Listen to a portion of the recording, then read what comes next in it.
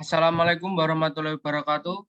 Di sini kami akan mempresentasikan PowerPoint dari jurnal yang telah kami review, yaitu yang berjudul Implementasi Pemeliharaan Produktif, yang disusun oleh Bagas Wahyu Dwi Nugroho, Ndoro Jatun Kuncoro Jakti, Roni Andika, dan saya sendiri Muhammad Alif Nurrahman.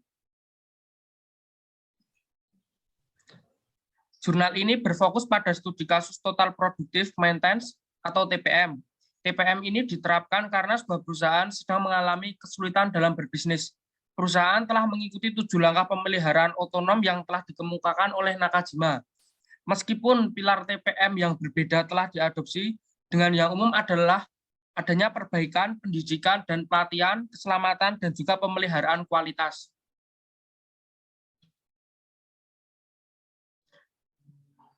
Pada tahun 1986, Nakajima menguraikan bagaimana pada tahun 1953, 20 perusahaan Jepang membentuk riset PM setelah dilakukannya penelitian di Amerika Serikat pada tahun 1962 untuk mempelajari pemeliharaan dan peralatan.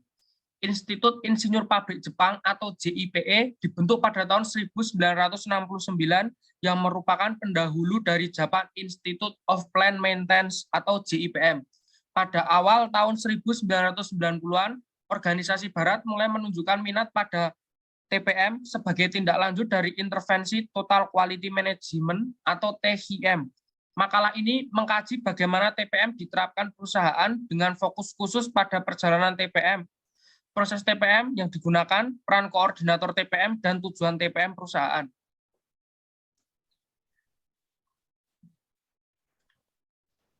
Dari jurnal yang telah kita review tadi, ada 3 perusahaan yang bisa dijadikan studi kasus, dan kami memilih salah satu perusahaan yang kami jadikan studi kasus untuk membuat PowerPoint ini. Studi kasus. Pada tahun 1968, ada sebuah pabrik di Inggris yang bergerak di bidang karet. Perusahaan ini memiliki sekitar 38.000 karyawan dan mencapai penjualan tahunan sekitar 4,8 miliar yang mencakup berbagai produk. Resesi ekonomi pada awal 1990-an sangat mempengaruhi pasar untuk produk-produk pabrik yang menjadi fokus penelitian. Analisis pasar produk menyoroti tingkat pertumbuhan konstan dari segmen produk berkinerja tinggi dan kebutuhan akan produk inovatif dengan siklus hidup yang semakin pendek. Standar kualitas yang lebih ketat untuk peralatan asli atau OE dan pengganti, dan perhatian yang lebih besar terhadap masalah lingkungan karena perusahaan ini mengalami tingkat keterampilan yang tidak memadai, partisipasi karyawan yang rendah dalam urusannya, dan kurangnya penerapan metodologi perbaikan berkelanjutan yang tepat. Maka untuk mengatasi masalah ini, perusahaan memutuskan untuk menerapkan TPM. TPM dimulai pada awal 1990-an ketika perusahaan meluncurkan 7 pilar TPM. Peningkatan individu, pemeliharaan otonom, pendidikan, pelatihan, TPM di kantor keamanan, manajemen peralatan awal, dan pemilihan kualitas.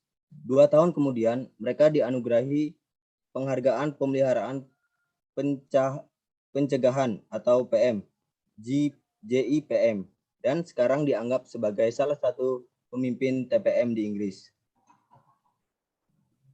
Proses TPM. TPM dibentuk dengan direkrut lokasi sebagai ketua dan produksi, pemeliharaan, sumber daya manusia, dan manajer peningkatan berkelanjutan sebagai anggota, bersama dengan perwakilan serikat bekerja. Tujuan umum TPM adalah yang pertama, mencapai 0 kerugian dalam kecelakaan, cacat, dan kegagalan. Yang kedua, membuat sistem perusahaan untuk memaksimalkan efisiensi proses. Yang ketiga, melibatkan semua sektor termasuk produksi, pengembangan, dan administrasi. Yang keempat, melibatkan semua karyawan mulai dari manajemen, senior hingga operator dan staf administrasi. Dan yang kelima, mengembangkan kegiatan kelompok kecil.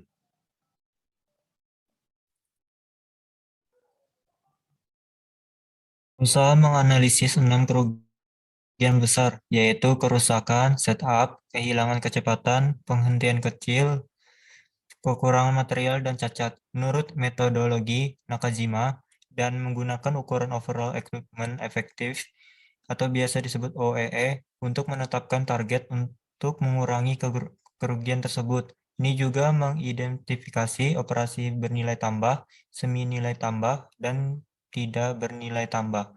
Dengan operasi semi nilai tambah diminimalkan dan operasi non nilai tambah dihilangkan. Perusahaan mengikuti 7 langkah pemeliharaan otonom Nakajima, yaitu pembersihan awal, penanggulangan untuk penyebab dan dampak kotoran dan debu, standar pembersihan dan pelumasan, inspeksi umum, inspeksi otonom, organisasi dan kerapian, dan implementasi penuh pemeliharaan otonom. Selama 2 tahun pertama, mereka melakukan langkah pembersihan dan penandaan. Mereka dapat menghasilkan 11.600 penanda. Dari total 329 mesin, aktivitas TPM hanya dilakukan pada 10 besar dengan menganalisis kerusakan terperinci dan tindakan korektif yang diterapkan. Program restorasi mesin kemudian diikuti dengan penekanan pada tingkatan pencegahan, pemasangan, untuk memudahkan operator membersihkan, memeriksa, memastikan kualitas, dan mengoptimalkan hasil dari klasifikasi ABC Suzuki tahun 1992. Semua manajer dilatih dalam TPM dan pengetahuan ini membantu mereka untuk mendukung dorongan TPM yang kuat dari manajemen senior hingga ke lantai pabrik. Operator dilatih terutama tentang teknik perawatan otonom. Skema saran perusahaan dihapus setelah tim manajemen memutuskan bahwa hal itu menghambat kemajuan dengan TPM. Kemudian koordinator TPM. Ketika TPM pertama kali diterapkan, ada tiga koordinator TPM ditunjuk melapor kepada manajer perbaikan berkelanjutan. Peran mereka adalah memfasilitasi pelaksanaan TPM dengan bekerja sama dengan tim TPM dan pemimpin tim. Perusahaan masih memiliki koordinator, tetapi pemimpin sel melakukan sebagian besar pekerjaan fasilitasi. Untuk memberikan dukungan teknis kepada tim insinyur perbaikan dialokasikan ke setiap departemen.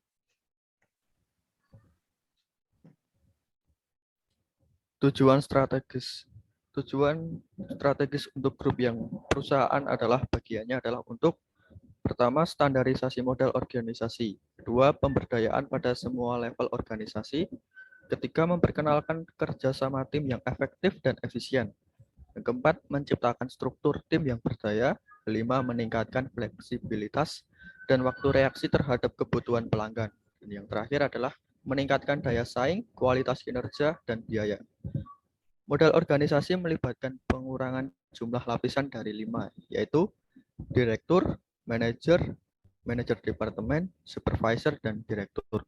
Menjadi 3, yaitu pertama, tim manajemen pabrik, bertanggung jawab atas rencana strategis, kebijakan, prosedur, dan pengetahuan, serta komunikasi eksternal dan koordinasi internal. Kedua, tim pabrik, bertanggung jawab untuk memastikan standarisasi dan konsistensi penerapan di seluruh pabrik. Ketiga adalah tim shift, bertanggung jawab memimpin anggotanya memiliki keahlian dalam pembinaan, komunikasi, kerja tim, dan pemecahan masalah. Selanjutnya,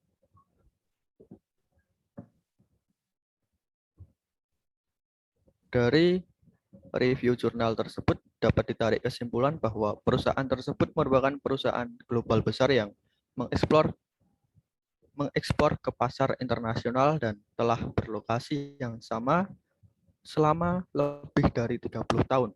Perusahaan tersebut menerapkan TPM menunjukkan kesulitan bisnis yang cukup besar.